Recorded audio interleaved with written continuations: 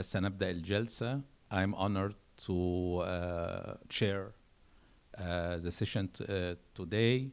My task and my just to facilitate and moderate and to make sure that everyone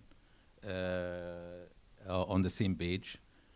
Our title for debate today is Debate Formats, Culture Variation and Educational Outcomes.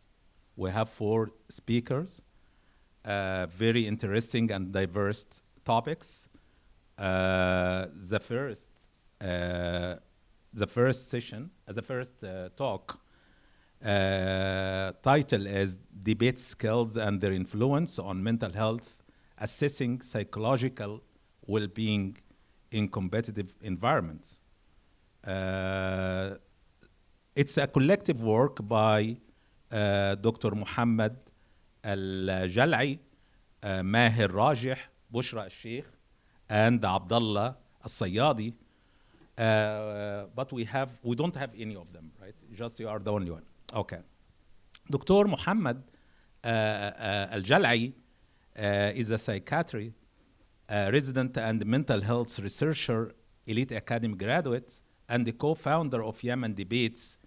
He is dedicated to promote awareness and fostering a community culture that value dialogue and respect diversity. Dr. Mohammed, you have around 12 minutes, from 12 to 15. And the format of our session is we'll take the question and answer at the end of the session. You know, we have like 1 hour for the presentations, speakers, and have an hour for the audience. Please feel free to أهلا وسهلا بك.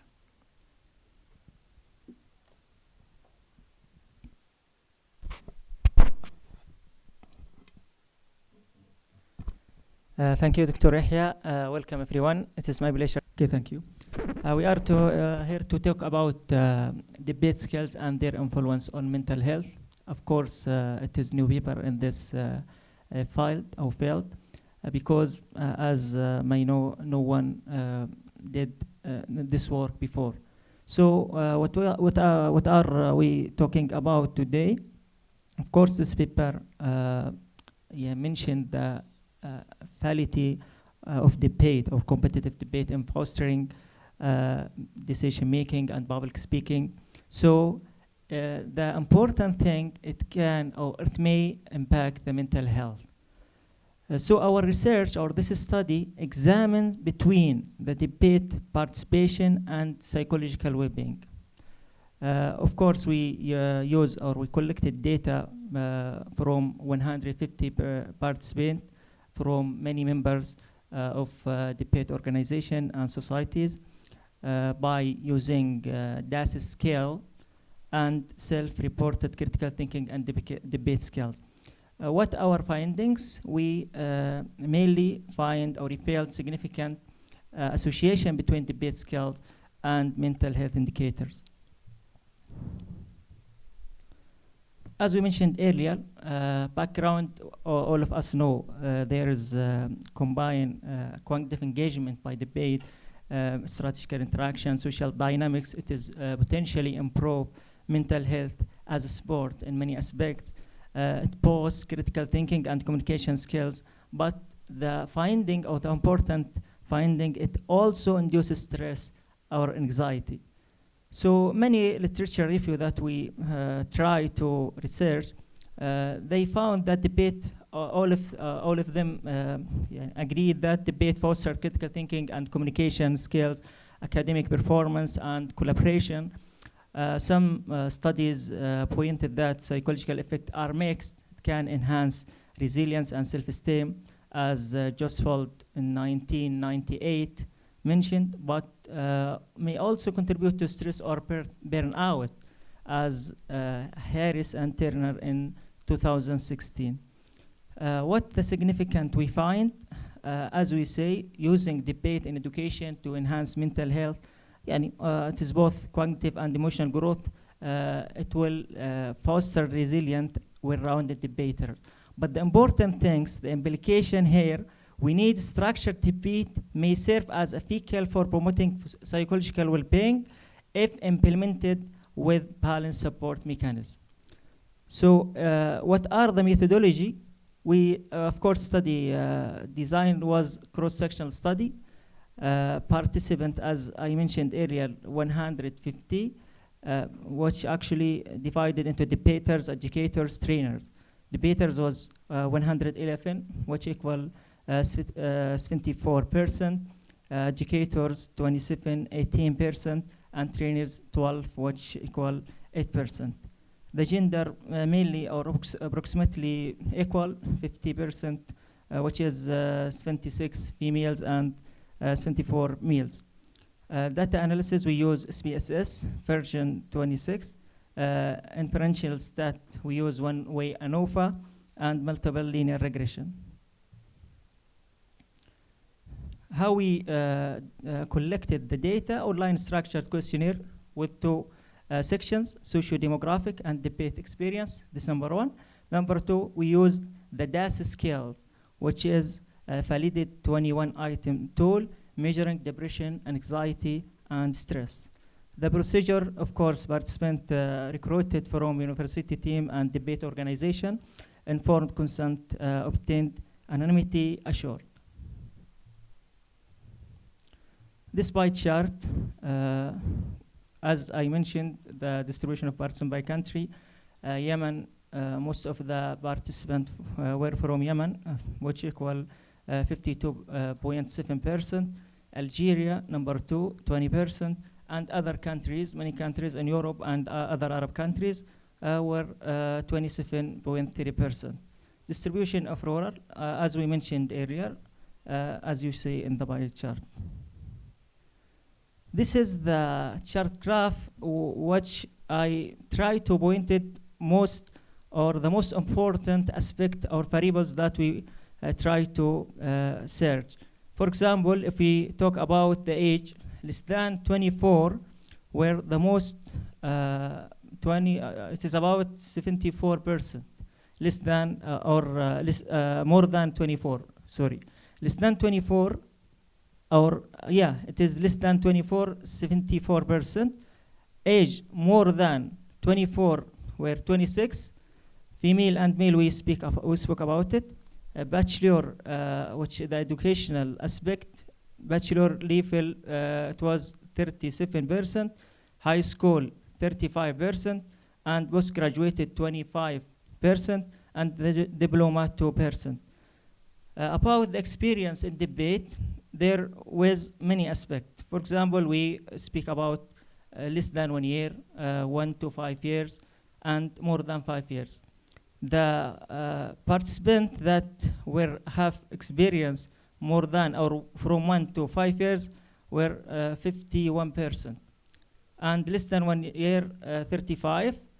And the system that have been used, for example, we look about Australian Asian, which is Qatarian debate, 52%, British parliamentary, 21%, and others, 17%.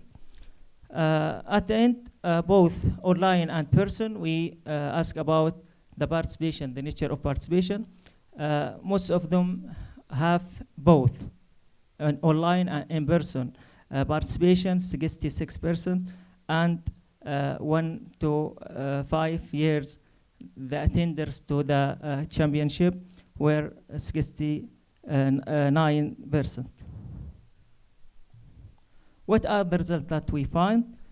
Of course, we speak about the cognition and psychological well-being. As we expect, 80% of participants show improvement in cognition and psychological well-being. The role of the debaters show that debaters had the highest level of reported stress and anxiety. As you say, p-value was significant.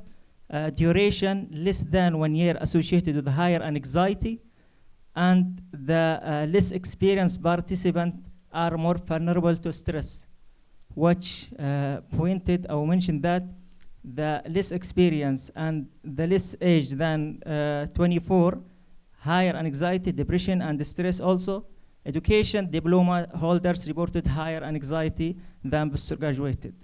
Other variables like income, gender, chronic illness, not statistically insignificant. What the conclusion we found? The key findings that positive effect enhance critical thinking, communication, and problem solving, as everyone expect. But the psychological challenges increase anxiety, stress, and depression, especially in younger, less experienced, or lower educated participants, which mainly influencing factors that role in debate, duration of participation, and personal satisfaction significantly shape mental health outcomes.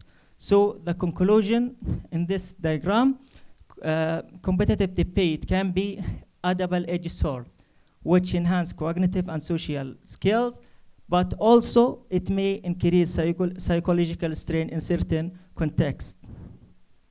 What are the limitations and recommendations? Of course, we found many limitations because this is the first study in this branch. Participant homogeneity, mostly young individual from select countries. Also cross-sectional study or design preventing casual conclusions, self-report bias and omission key variables like, for example, personality traits and support system. What our recommendation from this paper? Of course, we want to employ longitudinal and mixed methods in the future direction. Of course, investigate stress coping mechanism and mental health interventions. We need to explore the role of debate formats and participant feedback in shaping outcomes. And last, guide educational institution and debate organization in designing inclusive psychological supportive debate environments are important. Thank you for your listening, and if there is question, we'll discuss later. Thank you.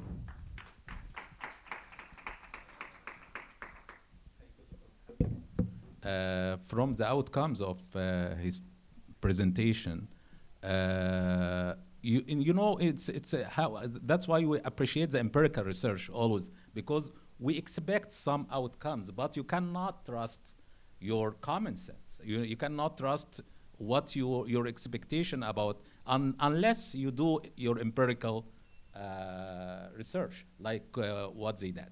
Thank you again.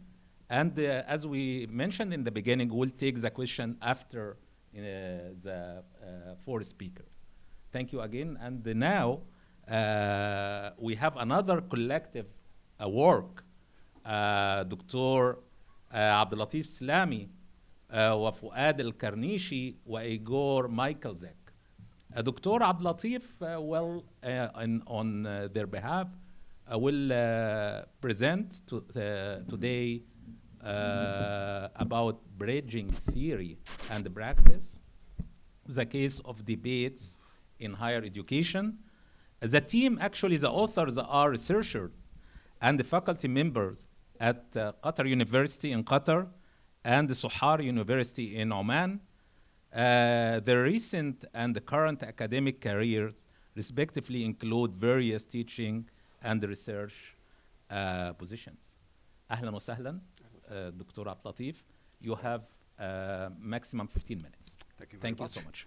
It's great to be here, and thank you all for being with us. This is a project, unlike my colleague who presented the findings, this is a project in being. So we are not going to present findings because we haven't started the project. And again, just to give you a brief synopsis about the project, this is a funded project as part of the Qatar Debate Fellowship. We're starting right after the summer. But for now, we have a clear idea what we want to do. We know what we want to do. We know the challenges we're expecting to meet. And on behalf of my co-presenters, Mr. Igor Michaleczek is my colleague. He's working on the same project. And we have a colleague at the University of Sohar in Oman. So we are going to work on the project. So I'll just take you through a small little journey of where we are and how we got where we are. All right, some brief aims and objectives about this study. The objective of the study, the prime objective, is to explore the educational role of debates in higher education. And this is an area that has not been explored in detail. So we felt like, well, probably it might be a good idea to look at higher education, but specifically to look at the role of debates in terms of the role that debates can play in promoting different aspects of a person's academic, but also personal development. We also aim to highlight regional research on debate in the MENA region, with specifically referring to 5 selected countries: Morocco, Tunisia, Kuwait, Oman, and Qatar. For a reason, we're not just, randomly selecting these countries, but we feel like the countries where we will have easy access to data. And this is why we chose these 5 countries. We have personal connections, we've been at different universities, we have people who represent these countries, so that's how we're functioning within this, let's say, model.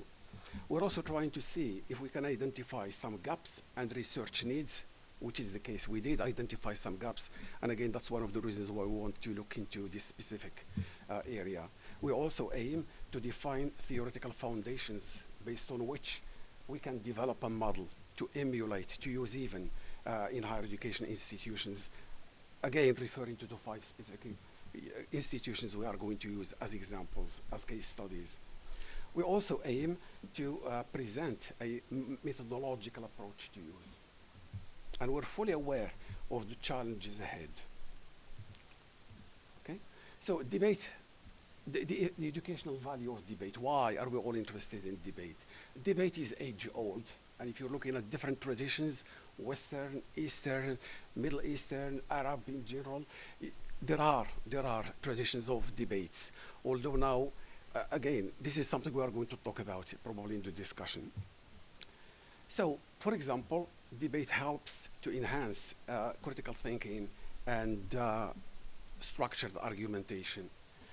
Debates also help to promote verbal and non-verbal communication. This is taken for granted. Debate also fosters evidence-based argumentation. And again, this is something everybody knows about, but we want to see how we can actually implement this, look into, explore these areas based on empirical data. Again, based on the literature, we've identified both student perspectives and faculty perspectives on the importance of debate within higher education. Very briefly, for example, there are references, studies have proven that critical thinking is one of the prime benefits of using debates in higher education institutions. Similarly, research shows that there is an enhanced confidence in public speaking and dialogue. Specifically, again, when we're referring to students who are heavily involved, those who engage frequently in debating activities. Research also tells us that debate is recognized as a tool for active learning. So that's students' perspective based on research. Research also indicates faculty perspectives on the importance, the role, the significance of debate and the qualities that come with debate, some of the educational outcomes more precisely, including integration debates and how they are integrated to support learning outcomes. Again, many studies point to the role of debate in shaping cultural and institutional contextual factors and their impact on how students learn. Other studies refer to observed improvement in student engagement and analytical ability. Now, moving on to the context where we are going to work, the MENA regions, the 5 countries I mentioned earlier, there are some trends. Again, the literature tells us that there are certain trends, including, for example, the role of universities and the role of debate and how it is implemented within higher education institutions in certain specific countries. Again, the literature points to a shift towards learner-based or learner-centered pedagogies when using debates, and similarly, there are indications of the development of cross-cultural communication skills when students engage in debates and debating activities. The good thing about the literature we've looked at, we conducted a systematic review to make sure that this is exactly what we have identified. And based on the systematic reviews of so many different studies, we've identified some gaps in the research, which we feel these are going to help us implement our study in the near future, including, for example, one gap we identified is the limited empirical research on student learning outcomes. There is some research done on student learning outcomes, but when it comes to empirical studies, again, what we found is that there is very limited research in this area. Another gap we identified is that the cross-national comparisons are very limited. And again, this is why we want to do this particular study where we are going to compare different contexts. Similarly, there is a lack of research on faculty perspectives on curriculum integration. And this is where we felt like probably it would help us to focus on these three areas. And we feel like, well, we are trying to fill the gap in the existing literature. Why this study? Why are we doing this study? Three main reasons. We want to see how we can best respond to regional shifts toward active learning strategies, which we think our study is going to contribute to. Second, we want to address these calls for a contextualized educational research. We are definitely going to use a study that is typically contextualized within specific contexts. And again, maybe just as a hint, we're looking at these contexts because we feel like, there is going to be something quite interesting as an outcome of the research, which is we're looking at contexts that are not quite similar. I mean, we're talking about two North African countries. They are not really the same as the context within the GCC, Kuwait, Oman, and Qatar, because we're looking at different histories, specifically when referring to the educational systems that are still heavily influenced by the legacy of the ex-colonizers. We've got two countries that are French kind of oriented educational systems versus three that are more or less British until recently, and then more currently American systems of education. So we also want to explore the influence of these legacies on debate within the context of higher education.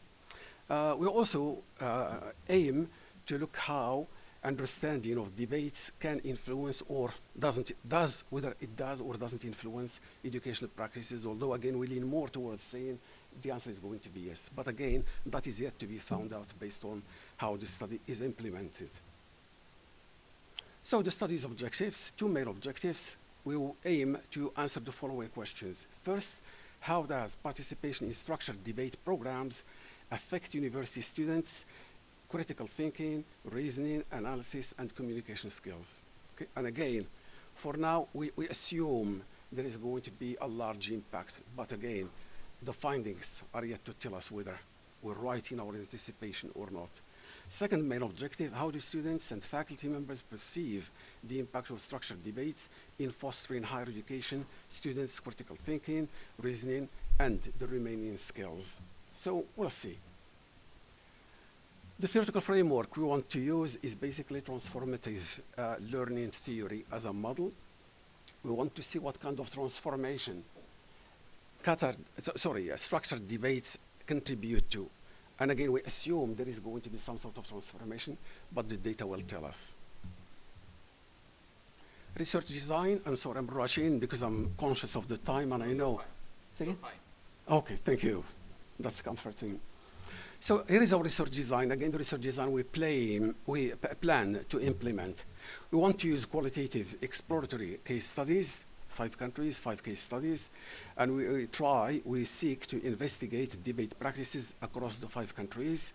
We also hope to emphasize context-specific educational practices, and I did very briefly refer to some influences. But again, based on the findings we will reach, then we will be in a better position to say what we found out. Okay, so moving on. The data collection techniques we want to use are as follows. We want to use a multi-method approach. Thank you. Lovely. Is that okay? Okay, thank you. So a multi-method approach as follows. Focus groups are definitely a technique we think we are going to use and we believe it's going to be very useful. You may realize we've kind of moved away from quantitative data because we feel like, the best approach to explore these ideas and, maybe to dig deep into what people feel, what people think, why they think the way they do, would be a qualitative approach rather than quantitative. Quantitative studies might give you indications about the general trends. So how are you going to face, how are you going to address this expected challenge? We are going to maintain contextual nuances using cross-cultural analysis, just to make sure we're aware of these differences. Access to gatekeeping, again, we expect this to be another challenge. And again, to mitigate, just to get access to the institution, to convince the gatekeepers to allow us to get into the institution and collect the data. That is going to be a challenge. But again, our mitigation strategy is to contact early stakeholders, engage with them, and maybe establish some sort of academic partnerships, such as, for example, collaborative research. Participant bias. Probably this is the most challenging of the challenges, and it happens all the time. There is always the tendency for personal bias, especially when you're using non-objective, when you're using subjective data collection tools, such as the interviews, et cetera. We're expecting there to be some personal challenges, but again, we want to mitigate this challenge by ensuring people's confidentiality, ethics, using institutional review boards, approaching them just to make sure we strictly adhere to the ethical considerations of each institution at a time. Data consistency and interpretation. Again, another challenge we expect is this concept, this idea of cross-national comparability. How are we going to make sure, we're establishing comparable standards, we're sticking to those standards when we're comparing these data sets. Our mitigation strategy is to use standardized yet adaptable protocols where we clarify every single step along the way as to how we are going to collect the data, how we are going to maintain confidentiality, etc. Observer bias. Again, we expect the challenge associated with the researcher presence, which may affect classroom dynamics, especially if you're using observation. How is my presence as a researcher? How is my colleague's presence as a researcher perceived by people who are being observed? I mean, you can just imagine a scenario in a classroom where people see who is this stranger sitting there taking notes. So again, we're fully conscious of that, and we want to use standardized protocols and adhere to them. Observer bias is yet another challenge. I think I'm fine, thank you. Researcher presence is something that's very obvious. Again, specifically when you refer to developed through educational institutions, as would be the, let's say, Anglo-Saxon model or whatever. But it was mostly done through civil society organizations as a sort of way to piggyback civic education in the emerging democracies of the 90s. So a lot of debate work is done in non-formal youth gatherings. And this is why in the work we are also referencing work being done in youth work, which is the term of working with young people outside the formal education system.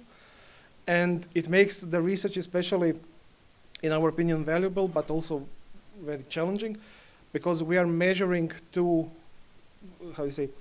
different processes happening with teachers working with young people, with students in schools on developing debate, but also volunteers who are usually students, former debaters. We call them debate coaches, or if you want to sound educated, educators, that work with young people without having any previous pedagogical upbringing that would come from teacher academies or something like that. So this is why it was very important for us to also see what are the methods that are being used and how are they connected to results. And what we wanted to do also is have some research that is not completely focused on American university students, which is part of this research. We're doing a literature analysis, and around 90% of some 300 papers that people from the Institute of Sciences in Croatia found were conducted on American universities. So this is why I absolutely love this conference and the research that is being presented here, because to explore debate in its, let's say, natural habitat, not just in colleges. So, to basically just show some results. One thing, the qualitative part, which were focus groups with young people, high school students, so that is age group 16 to 18, showed that all of the young people are reporting the expected results. Increased confidence in public speaking, increased self-perception of critical thinking development, and also important for our context, increased civic participation. And this is not just necessarily connected to some democratic processes, but just greater awareness of global issues, greater awareness of community issues, and better, let's say, this concept of being empowered to participate in decision-making processes happening around you. So all the young people self-reported that they are feeling this, and also the educators, so the coaches and the teachers who are working with them, noticed differences between people who, when they started doing debate in high schools or in non-formal groups, and after working in 2 or 3 years in the process. And most importantly, coming from educators, they also noticed the difference between the cohort that's participating in debate clubs and the general, the general public that is in schools. So influence of debate was also, let's say, confirmed in the European context. And then the second step was to see how do differences in working with young people influencing the outcomes. And here we did a sort of course, a reductive analysis of how people are doing debate, but just necessary for the research concept, where we separated the way that you could teach debate to somebody to lecture-based instructions, which is basically what I'm doing right now, which is frontal speaking with no input and just basically talking. Standard lectures, as would probably be described. Then we also used case preparation with a coach.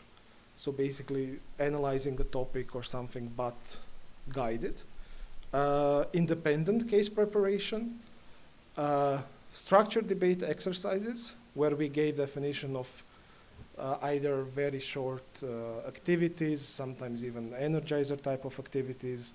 So very pointed, small activities that are not full-on debates, like mini speeches or finding a fallacy in a text or something like that, and practice debates. And very importantly, this research was not rooted in some type of debate format. So basically, when we say practice debates, it's mini debates in debate clubs. It's full-on 1.5 hour debate with some currently popular debate format. World Schools, Karl Popper, British Parliamentary, depending on the Dutch, have their own little Dutch format. So it's cross debate applications study, which is also connected to its limits, which we already heard in the first speech. What are the limits of our research? So the conclusions that we have is that the least effective in developing of the and one more important thing is what we were measuring as what students are developing are content exploration skills, argument building skills, motion analysis, refutation, and public speaking. And we also provided young people who were answering this with descriptions of what we are asking them. So we did not just ask a 16-year-old, how are your refutation skills?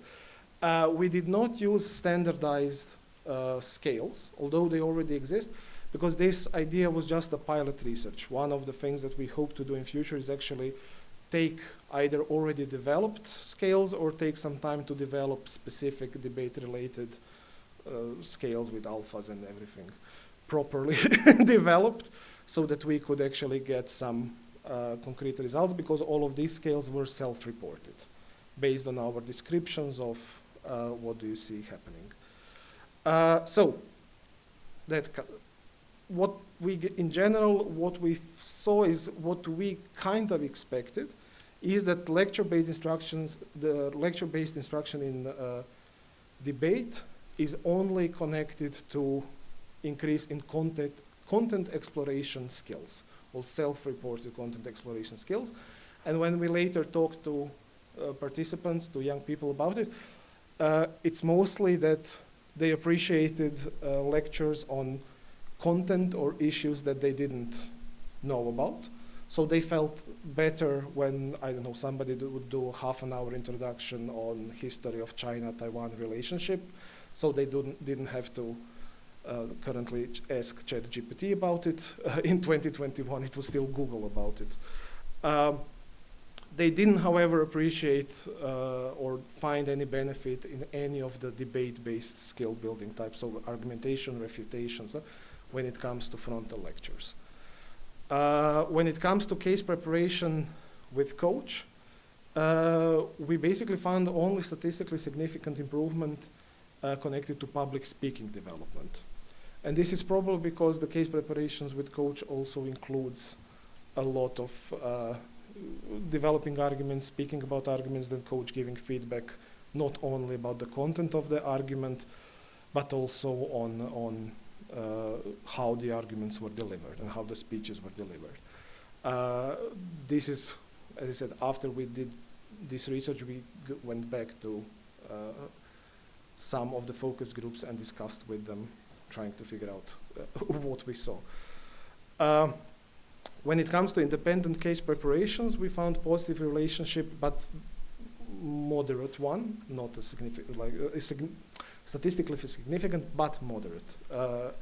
Relationship between independent case preparation and content exploration skills, which is also basically when young people have to find out research motion alone, they of course grow skills on researching that motion. Importantly for us and for our efforts into developing debate programs and helping educators and teachers teach better debate is the fact that we found a strong and significant, statistically significant relationship between structured debate exercises and argument building, motion analysis, and public speaking. So this is the first of the methods that we actually saw several of the, again, self-reported benefits coming from this methodology. And we also found limited effectiveness with refutation skills. And fun fact for all of us who are actually doing also coaching debating, refutation skills were limitedly connected to any, so there was no significant correlation, connection between any of the methods and refutation skills. So refutation skills can be maybe interpreted only as a stuff of experience and not necessarily a methodology of a teacher. And on the fifth, we also analyzed what happens with practice debates, and they are significantly associated with argument building and motion analysis, moderately with content exploration, and limited with refutation and public speaking. So this is basically what we found. In some way, it is what we hypothesized would happen, but also we find that it is very important that we focus on this because a lot of us are talking about debate and cross-cultural differences in debate, but what we should also be talking a lot is how this debate is being taught. So it's not just about the debate format, you know, I know Croatia has one, Slovenia has one, Qatar has one, stuff like that, but maybe we can also find that the same logic applies to how this debate is being taught. And there are some challenges coming from this research. Because, of course, practice debate and structured debate exercises are the most time-intensive methods from here. And they are also the most, the methods that are connected the most with experience of the coach, of the educator. So it shows that in order to be the most effective educators of debate, you actually need time and you need experience. And these are two things that are slowly draining out of the modern approach to education. And these also have implications on effectiveness. Oops, sorry. I will move to, thank you, and to myself. There are also implications to online learning of debate, which is now a very popular for-profit, not-for-profit approach to debate education, which is, we did an informal analysis, but it's prevalent that a lot of these online courses are basically 30, 40, 20, 60-minute videos of a person talking about a certain concept. And from our research, there are strong implications that this is not the best use of time for your students. So these are the things that we would like to explore further in our research. And of course, emphasizing at the same limits as were reported previously. So this is self-reported. So self-reporting bias is certainly present, especially for the students who spend 3 years working every week for 4 or 6 hours. You would have to be simply insane not to think that there is some benefit from it, not necessarily having this benefit as a measurable compared to a null group type of development. And additionally, this is also a point in time analysis. What we would definitely try to do for future is have a longitudinal exploration of the entire cohort, compare it to non-debaters, stuff like that, because one thing that we previously also know that, especially in European context, people who do debate are also very often self-selected. So even our sample of debaters were people who were more prone to critical thinking and civic engagement development. You have 1 minute? 1 minute? What, are you done? Yeah, I just want to say. Okay, thank you so much, Boy. That's it from us. Thank you. Thank you for sharing your findings with us, and I wish you the best with the. Now we have the final and the fourth talk with Dr. Rahmi Urch. Dr. Rahmi Urch is an assistant professor in Ibn Khaldun University. His research field on مناظرة, منطق, and بلاغة. He founded Argue Munazara Center and is now conducting postdoc work in China, connecting with the global south.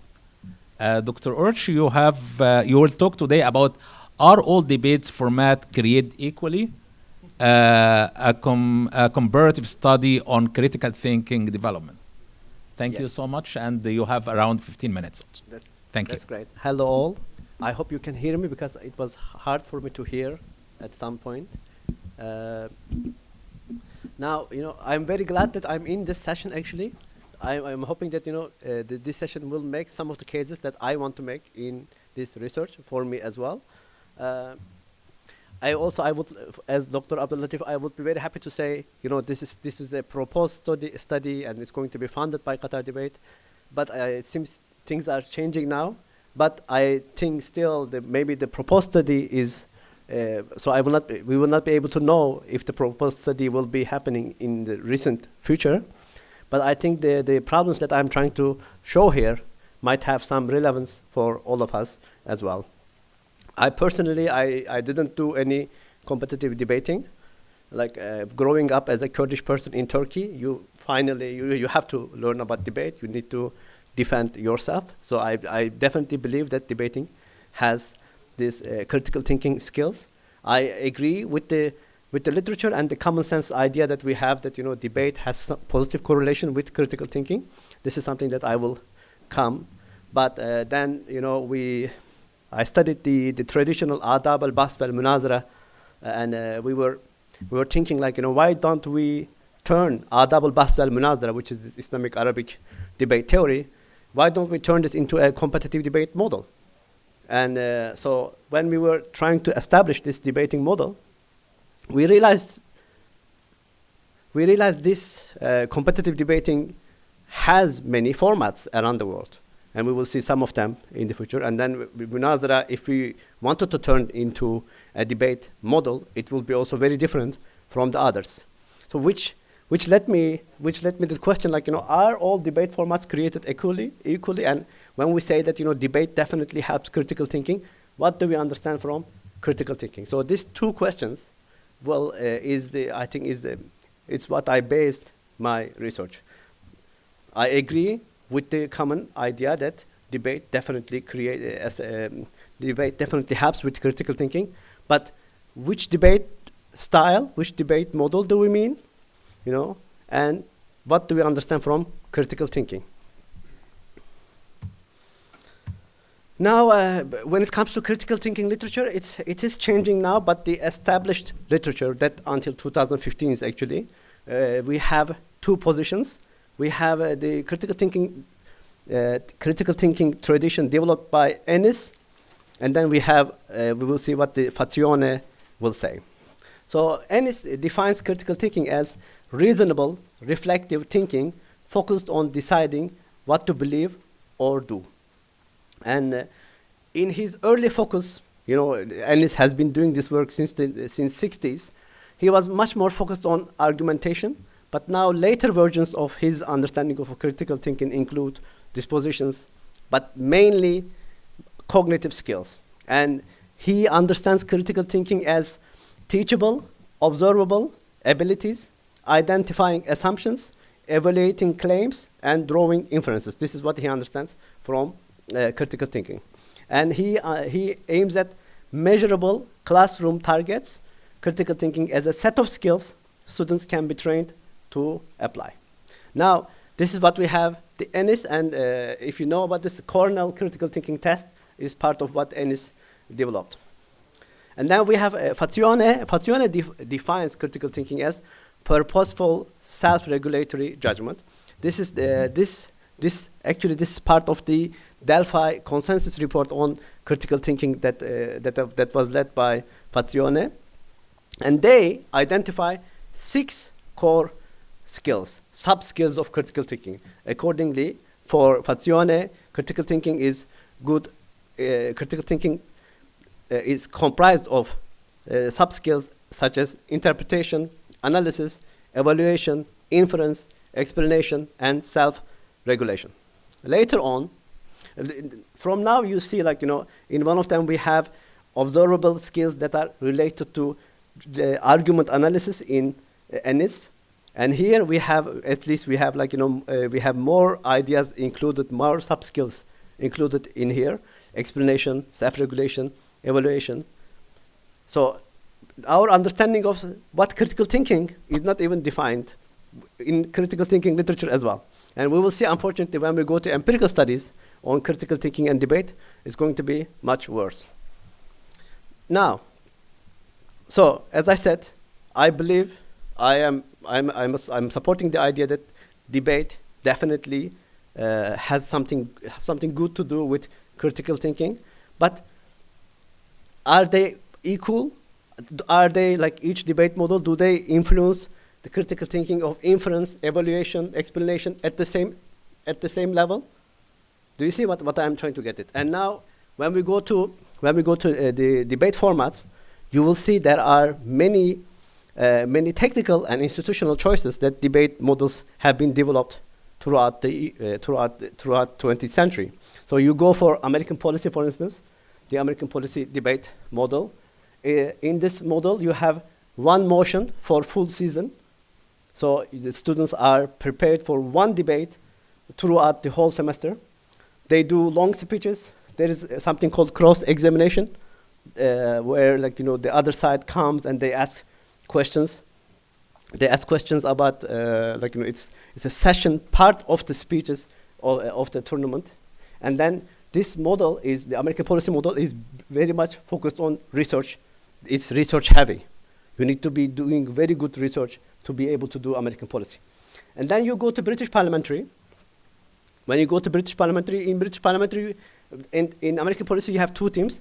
In British parliamentary you have 4 teams. And now, I don't want to go to the specifics. I hope my audience here knows about this. And there is also internal bench competition in British parliamentary. So you're not just trying to argue against a position, but you're actually trying to win on your position as well. So there are two teams, two from this side, the government side, two from the opposition side. You're not fighting with the opposition just, you're also trying to win, to become the best government, let's say. And in British parliamentary, you don't have a cross-examination, but you have what they call points of information, which is like, you have a right to ask a question, or you have a right to ask a question maybe one time or two times during debate. So imagine the debate is something that we need to be debating, and we need to be asking questions to each other, etc. But in British Parliament, they were gracious enough to give us one point of information, if the speaker wants to give, by the way, right? And so you see, okay, so but in British parliamentary, it's not research heavy, it's impromptu, and so that's why it's much more related to your rhetorical skills, how you are able to speak rhetorically, how you are able to make the case on the go, which is definitely different than American policy, where you are debating the same thing over and over. Now we go to world schools, which is what Qatar debate is also doing. You have two teams, 3 speakers. There is no internal competition. It's a mix of prep, it's a mix of you are prepared a bit and it's impromptu. Now, the fourth model, what we call Munazara engagement model, is basically the Munazara tradition that we are trying to turn into a competitive debate that so far not many people are interested. We did the project, we developed the model, etc. But unfortunately, even in the Muslim world, no one is interested trying this thing out. So what happens, the basic difference in Munazara tradition is that I say something and then you respond.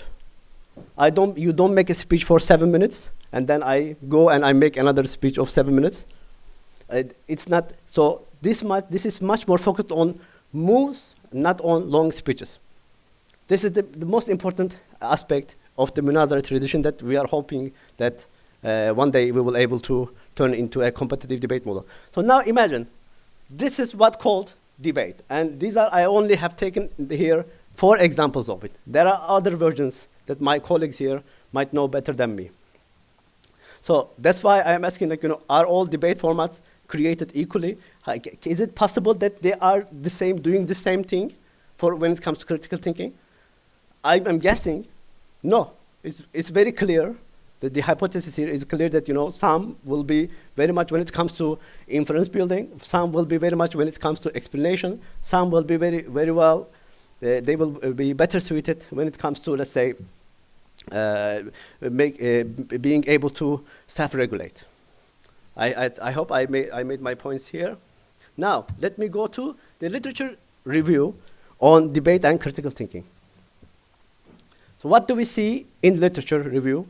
It's amazing that actually,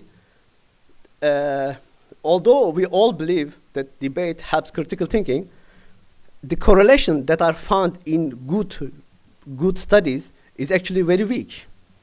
We don't have many studies, apart from some in the 80s done by some people. Now I cannot remember their name now. By Follett and Colbert and Allen, etc. Even some in meta-analysis, the correlation between critical thinking and debate education is not clear.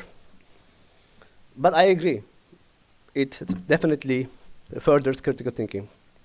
And then most of the time, unfortunately, the studies that are the relationship between debate and critical thinking, they treat the idea of debate generically. Only on some of them, I have seen that, in our study, we did American policy. Only on some of them, I see that, in our study, we have used British parliamentary. So they don't mention which debate format they are following for their studies. And then, unfortunately, again, they don't define critical thinking. They don't define which sub-skills they want to be interested in. Or when they define it according to their own perspectives, or you see what I'm saying? So they don't establish it in the critical thinking literature as well. These are the problems. Then they over-rely on standardized tests, either Wolfson Glacier Index or either Cornell, California Critical Thinking, etc. More importantly, most of the studies that we have seen in the literature is short-term interventions. Some of them are only like 3 weeks, 4 weeks. There is no longitudinal research that we see in this one. And most of the time, unfortunately, those studies are based on self-report. Then most of the time, the sample sizes are very small. What happens is you have a teacher, he has 20 students, she has 15 students, so she's going to teach something, and then they become their sample size. And there is rarely any triangulation across methods. So the literature, which is very weak correlation between critical thinking and debate, is, unfortunately, it has these limitations. So what can we do? What can we do is what I propose to do. I don't know how much of it I will be able to do as part of it, as a Qatar Debate Fellow. But I said, definitely we need to be comparing different formats in the long run. We need to at least see 2 semesters, 3 semesters, if possible, 2 years. We need to be following students when they are engaged with competitive debate. Because I am trying to develop the Munazara engagement model, the Munazara model, and Qatar Debate is here engaged with the world schools, I suggested, okay, let's compare world schools and Munazara engagement model. We can use standardized tests, but we should add more ideas. Maybe we can add more argumentative essays, interviews, observations, and let's try to trace the development of sub-skills. Which format helps the development of which sub-skill? This is the proposed a gap that we need to take into account.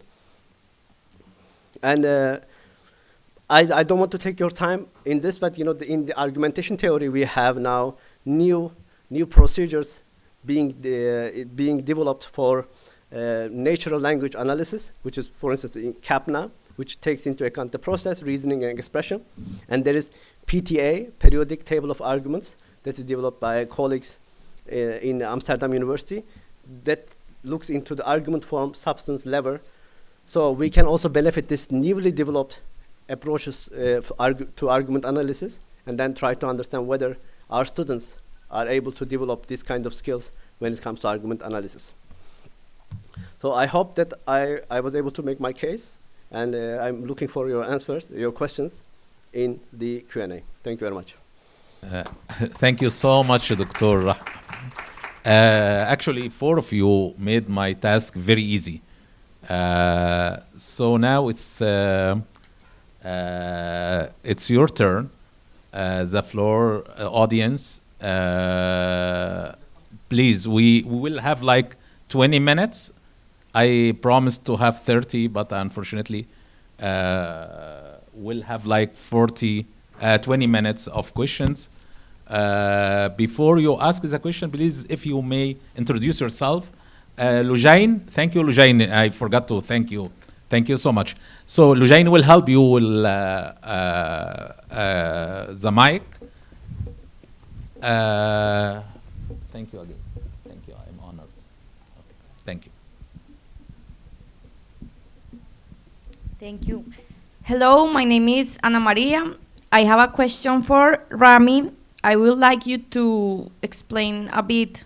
It could be very briefly, of course, but I want to understand better how will Munazara could be a debate format. How will it happen? What it will look like?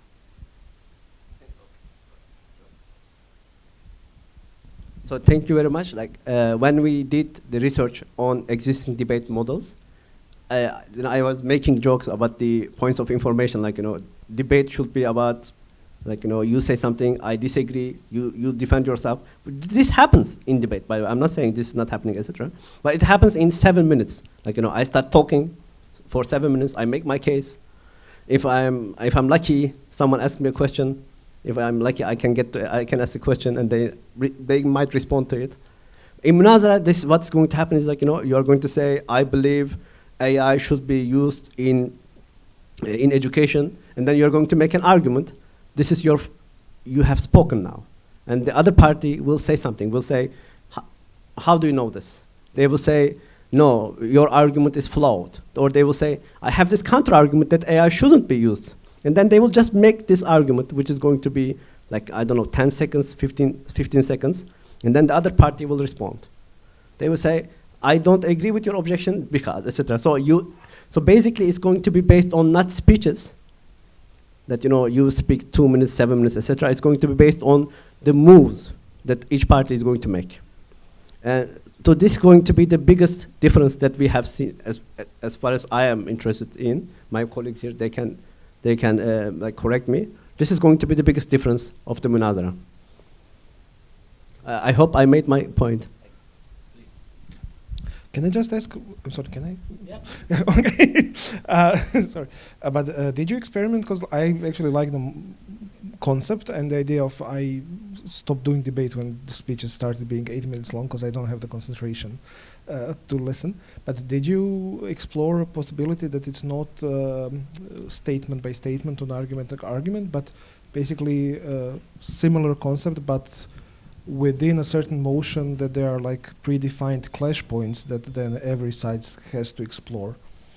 Like for instance, in a common debate, you would have argument 1, 2, 3, 4, 5, 6, and that it's not speeches that include argument 1, 2, 3, but basically sides exploring argument 1 from both sides, and then argument 2 for Thank you very much. So as I said, I'm not saying that in debating there is no real dialogue. There is dialogue, but it happens so you make your case in 7 minutes. In British parliamentary, it's easy because in American policy, you try to make as many of arguments as you can, and you try to make your opponent, the opponent needs to not have this argument, needs to not answer this, so you make points. That's why they speak so fast. We are just suggesting okay, let's do this one by one. Let's start with one argument. Let's deal with this argument as these Munazara people were doing at the time. Then are we finished with this? Then let's go to the second argument. And we need to finish debate at somewhere. Let's say in 20 minutes mark, we finish it. But let's deal with one argument at a time, one move at a time. Thank you. Okay. Good afternoon. I'm Manuel De Conti, and I'm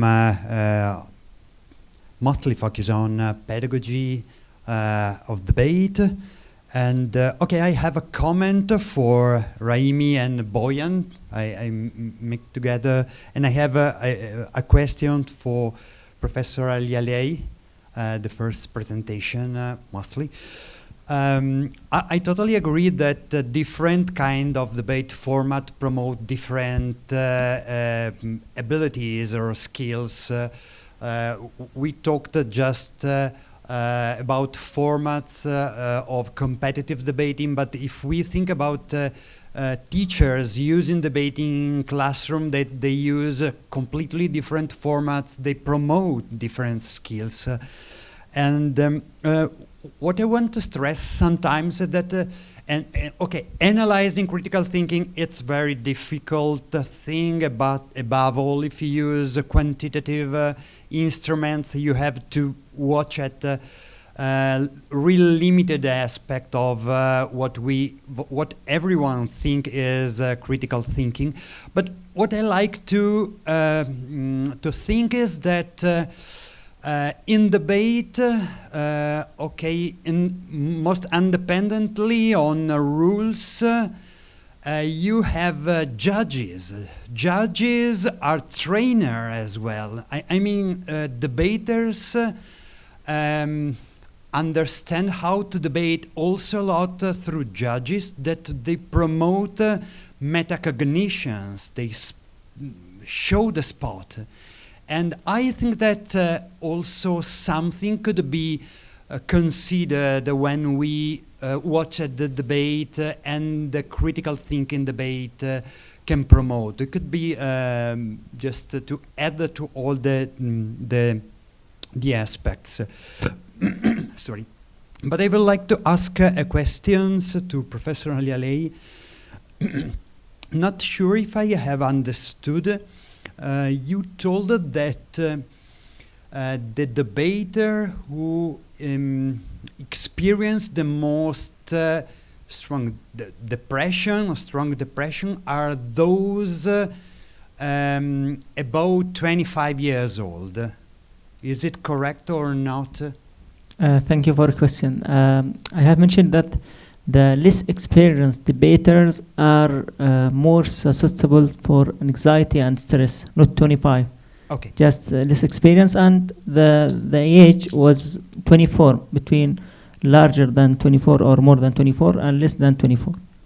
Okay, because my question was, it's strange that 24 is,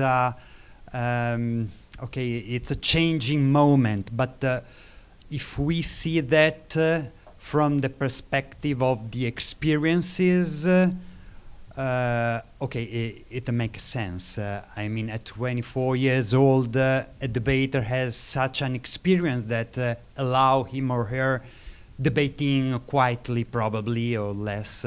But okay, just I wanted to clarify this for me. Okay, thank you. Thank you. So why did you choose 24 then as a dividing line? Actually, it is like categorical. We have, you know, from high school to postgraduated, but we make it as category between more and less than 24. So it seems that we have 2 questions. 4 from me, actually. I want to be inclusive and make sure that everybody gets a question. So from the first 2 speakers, thank you so much for presenting your research. My name is Maya. And for both of you, the question is actually related to something Bojan said about self-selection bias. For the mental health element, the stress, anxiety, some people might argue or assume that there is something about debate that actually attracts students that are already a little bit neurotic. So in that sense, I'm just wondering whether you have included some level of control for that particular variable of self-selection bias. What kind of student goes into debate? Similarly, Dr. Abdellatif, same thing with learning outcomes. There's this general kind of stereotype, at least in Europe, that more nerdy students go into debate. So students who are more already excited by intellectual curiosity and intellectual sports. So in that sense, how are you going to distinguish in your research? How are you going to control for that particular variable? I'd like to go for the Munazara next. I see a great potential in what you're about to do as you're launching the new model, because something that the other models don't necessarily have at this point is you have the power of actually setting up a baseline. With students who are now starting, for example, doing Munazara, you can do actually a solid baseline and then follow the students, maybe in a longitudinal study. So I'm wondering if you have considered doing a baseline, and what are some of the elements that are going to form it. And finally, Bojan, I like the whole discussion on critical thinking that was mentioned earlier, but I'm wondering whether, I know that your research is ongoing, but I know that you will be doing some upgrades potentially in the future. So given the fact that with youth nowadays, there is increasing number of studies showing that there are worrisome effects of social media consumption on their attention spans, I'm wondering whether there's a chance for you to include debate as potentially something that can increase focus and attention spans.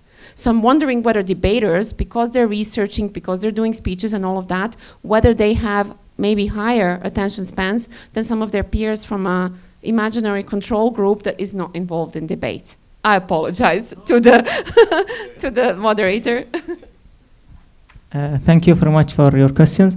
About my topic, of course, as I mentioned, it is cross-sectional study, and we have many limitations. Of course, there wasn't any control group, but that we aimed in the future. For bias, of course, we in the beginning we talk the consent, and we keep the privacy of every participant, that no one can take this information. And we try to prevent this issue as we can. As I mentioned, it is cross-section study, so it is difficult a little bit, but it is opening of the door for the future direction that we can make it better and more perfect, inshallah. Thanks very much, Dr. Maya. It's a pleasure to have you with us again here. Thank you very much for your question as well. Before I start answering, I just want to see if my colleague Igor, do you have any comments or? Okay. No, he's smart. We're fully conscious of some of the challenges ahead, and I think one big challenge would be which students to select from a whole university. We're talking about colleges within the same university. We're talking about different languages, Arabic and English in this part of the world, but Arabic and French in North Africa. That is going to be a little challenge. So it is a complex situation. I mean, how can you possibly select students within universities, different colleges, but also different even departments? I mean, within the, for example, arts and sciences colleges, they have so many departments. For example, here at Qatar University, there's more than 8 different departments within the one college. So how are you going to select the students? That is a challenge. And I think we haven't yet reached a decision, to be honest, but we're seriously taking that into consideration, depending on other factors that are beyond our reach, including, for example, the budget for the project. And I think that is going to influence, how we are going to approach the colleges. I mean, if you have the resources, both financial and human resources, that is going to influence the selection. Igor, do you want to add something? Sorry, Igor, this one. Another factor which will play is the participation in debate activities. So it's one of the main factors.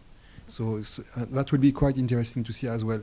Which college, which would be one way of looking at it, which college or which kind of student took part in, that could be something which can add at the research and say what are the factors which lead this student to take part in debating activities. But that's a very interesting question. Just a small suggestion from my side. If you can find a group of students that were doing debate against their will. No, really, when I say against their will, I mean a teacher introduced it, everybody had to do it, and it wasn't that a student chose themselves to do an extracurricular. If you can find that kind of students, they will be like the best for your study as a comparative kind of analysis. So I hope you can maybe find some of them. Absolutely. Thank you, Dr. Maya. And I think, again, having said that, another factor, like Igor was saying, especially in certain universities, which we know by name, not everybody participates. When I say everybody, you don't expect all students to participate in debates, but at least certain colleges, you know that these have no experience of being involved in debates. So therefore, that is going to limit the scope somehow. But thank you very much for your suggestion, Dr. Maya.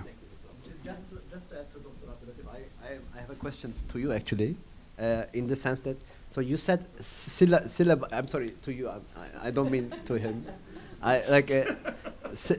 We talked about course outcomes, we talked about syllabi. I thought you would already have some certain syllabi followed through the semester, and then you check the effect of classroom debates within it. Am I wrong? No. Okay. This is more like exploring. Like, for example, you asked me about Qatar University, where I work and where Igor works. We know that there is an activity. The students who are mostly involved in it are students from 2 colleges, College of Education and the College of Law. So this we know for a fact, but we are yet to explore other universities, and we start initiating contacts with people from these universities starting today even. So they are like ambassadors. Dr. Maya, the ambassadors, Qatar Debates ambassadors. Those would be the best because they know what's happening, because they've initiated programs in their countries that they represent. But like I said, there are so many things we're taking into consideration before we get started. You go and okay. I mean, she first asked you, but okay. Okay, so about the attention span, I just wanted to comment. There are some things that maybe people are too afraid to look at, because I think the background of this question is that now we're getting data that the first time since it's being measured from 2012 towards today, we can see actually the cognition capabilities of young people are actually starting to decline in a measurable and statistically significant way. So that's a bit scary. And I would add on to that also we did some preliminary argument mapping exercises on debate speeches, on debate competitions, BP, World Schools, and those that are available online that you can see.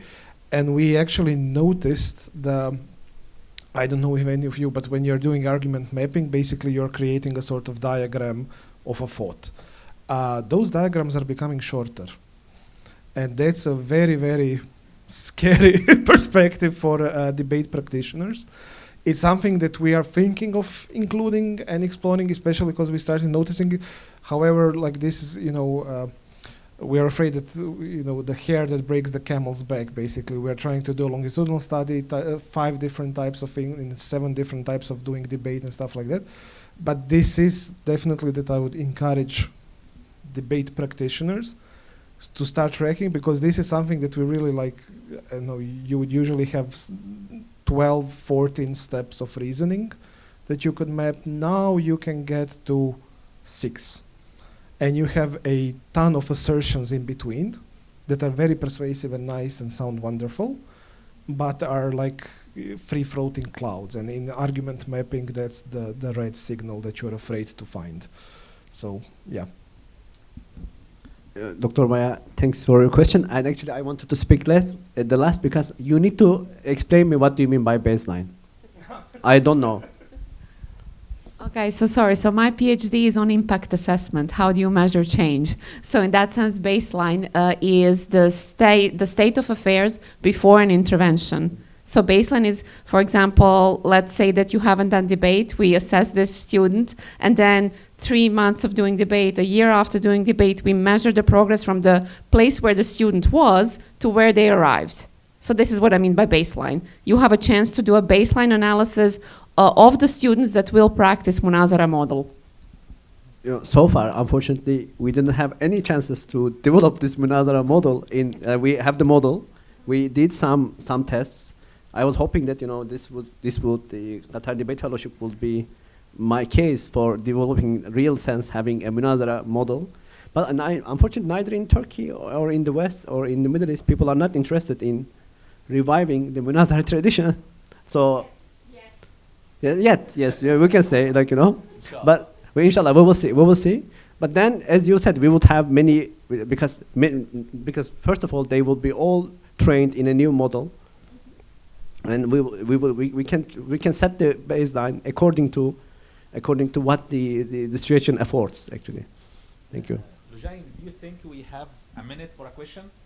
Okay, please. Okay, super fast one. Noah, debate practitioner, so that we can end on a negative note. Most of the research, if not all, if I understood correctly, is focused on the positive aspects of debate.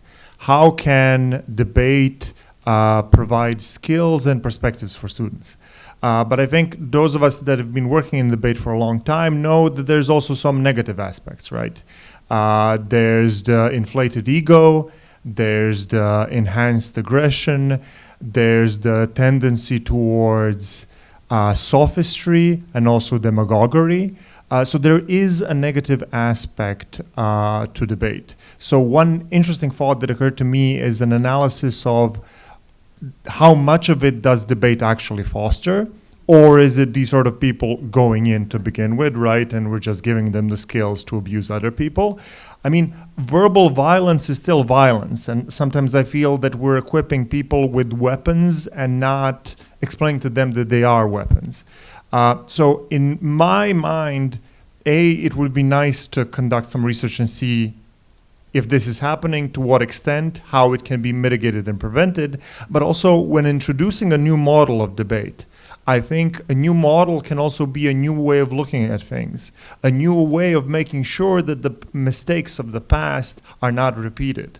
A model that is more open towards collaboration, a model that is more open towards conversation, something more that can even go at least slightly more in the direction of dialogue, rather than this very confrontational, I have 7 minutes and I will show you how wrong you are, and no, I have 7 minutes, I will show you how much better I am than you.